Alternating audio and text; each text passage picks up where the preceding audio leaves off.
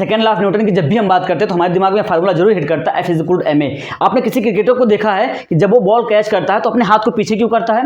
तो इसलिए आपको अपने हाथ को पीछे करता है ताकि वो टाइम को क्या कर सके, बदल सके, टाइम को चेंज कर सके, ज्यादा टाइम ले सके। ज्यादा टाइम लेने से फायदा क्या हो जाता है, उसके हाथ में जो फोर्स लगता है वो कम लगता है। वो कैसे लगता है सर? क्योंकि सेकंड लॉ कहता है F external change in momentum, उसके इक्वल होता है। अब क्योंकि मोमेंटम इक्वल टू होता है mv, आप ना तो बॉल की मास को चेंज कर सकते हैं और ना जिस वेलोसिटी से बॉल आ रही है उसको चेंज करते हैं, वो फिक्स होती है। तो मान लेता हूं मैं कि मोमेंटम जो था वो 10 था, अगर आपने कैच को लेने में 0.01 सेकंड लगा दिया, उस समय आपको जो फील होगा फोर्स, क्या वो 1000 न्यूटन का फोर्स आपको फील होगा। लेकिन अगर आप मोमेंटम अभी भी 10 ही है, अभी भी मोमेंटम 10 है, लेकिन आप उस बॉल को कैच करने के लिए 1 सेकंड लगाते, 1 सेकंड टाइम लेते हैं, तो आपके हाथ में जो फोर्स फील होगा मेरे बच्चों, वो केवल कितना होगा?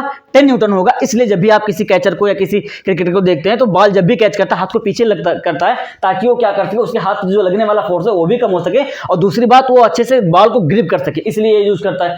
तो अब F external होता क्या है? F external जो होता है, मैंने कहा चेंज इन मोमेंटम होता है, जो कि D mv/dt। अब मैंने यहाँ जो है प्रोडक्ट रूल लगाया, एक बार m को कॉन्स्टेंट लेके v को जो मैंने डिफरेंशिएट कर दिया, एक बार मैंने क्या किया कि v को कांस्टेंट लिया, m को डिफरेंशिएट किया, तो उस कंडीशन में क्या dv/dt है, यही एक्सीलरेशन है, और क्या dm/dt जो होता है वो rate of change of mass होता है, जिसे हम म्यू से दिखाते हैं। तो आपका एक्चुअल फार्मूला क्या हो जाएगा? F external ma + μv हो जाएगा।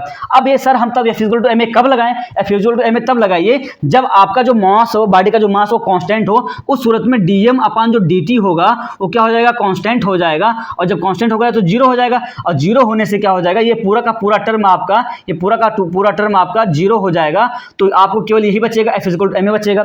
लेकिन आपने कभी जो है जिस ऐसी कोई जो है, जैसे आप पाइप लेते हैं तो वहां से जब पानी निकलता है, मोटर को चालू करो तो पानी जैसे पाइप से निकलता है तो पानी आगे की तरफ निकलता है, लेकिन आपको फोर्स पीछे की तरफ फील होता है। ऐसा क्यों होता है? तो वैसे इसलिए होता है क्योंकि जो आपका पानी जब निकलती है तो एक कांस्टेंट वेलोसिटी से निकलती है।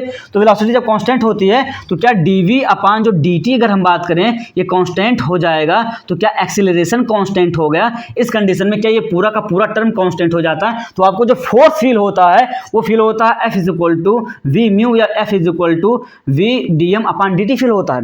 पर जब हम बात करते हैं रॉकेट की बात करते हैं तो रॉकेट के केस में ये फार्मूला आपका वैलिड होता है। रॉकेट के केस में ये फार्मूला वैलिड होता है क्योंकि जब रॉकेट ऊपर जाती है तो उसका मास भी डिक्रीज करता है, वेलोसिटी भी चेंज होती है, दोनों चेंज होती है। उस समय हम F external ma + μv लगाएंगे। अगर ये आपको वीडियो अच्छी लगी हो तो चैनल को सब्सक्राइब करें, वीडियो को लाइक करें। Thank you, bye bye.